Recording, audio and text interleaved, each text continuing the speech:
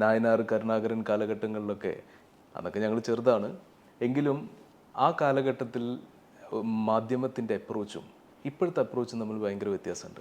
അപ്പോൾ ജനം ഇന്ന് കൺഫ്യൂസ്ഡ് ആണ്, ആരാണ് ശരി ആരാണ് തെറ്റ്. ആ ശരിയുടെ ഭാഗം നിന്നുകൊണ്ട് എല്ലാ നല്ല ജേർണലിസ്റ്റുകൾക്കും അവസരം കൊടുത്തുകൊണ്ട് പുതിയൊരു മുന്നേറ്റം നമ്മൾ കേരളത്തിൽ ഉണ്ടാക്കും, ഒരു സംശയം വേണ്ട. ഓക്കെ, ഇപ്പോൾ സാർ നേരത്തെ പറഞ്ഞല്ലോ ബാക്ക് ടു ഒരു പക്ക ഒരു ജേർണലിസ്റ്റിൻ്റെ ട്രാക്കിലേക്ക് തന്നെ കൊണ്ടുവരികയാണെന്നുള്ള രീതിയിൽ.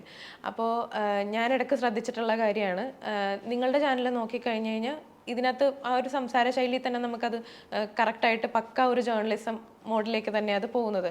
പക്ഷേ ഇപ്പോൾ എനിക്കറിയില്ല ആളുകളുടെ ടേസ്റ്റ് മാറിയോ എന്നുള്ളത്.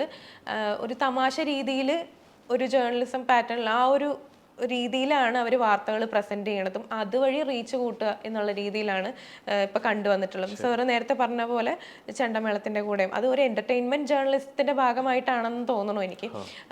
പക്ഷെ ഇതിന്റെ ഇടയ്ക്ക് ഞാൻ വേറൊരു വീഡിയോ തന്നെ ശ്രദ്ധിച്ചിട്ടുണ്ടായിരുന്നു, എനിക്ക് തോന്നുന്നു സുജയ പാർവതിയാണെന്ന് തോന്നുന്നു. മരിച്ചു കിടക്കുന്ന ഒരു, അതായത് ഉമ്മൻചാണ്ടി മരിച്ചു കിടക്കുമ്പോൾ റിപ്പോർട്ട് ചെയ്തിട്ടുള്ള ഒരു ഇത് വളരെ ഇമോഷണലായിട്ടാണ്. അതിന് നെഗറ്റീവായിട്ടും ഒരുപാട് ആളുകൾ പറഞ്ഞിട്ടുണ്ടായിരുന്നു. പക്ഷെ ഉമ്മൻചാണ്ടി ആയതുകൊണ്ട് അതിനെ സപ്പോർട്ട് ചെയ്തിട്ടും ഉള്ള രീതിയിലും ഒരുപാട് കമൻസ് ഒക്കെ കാര്യങ്ങൾ വന്നിട്ടുണ്ടായിരുന്നു. ഇതാണോ പക്ക ജേർണലിസം എന്ന് പറയുന്നത്?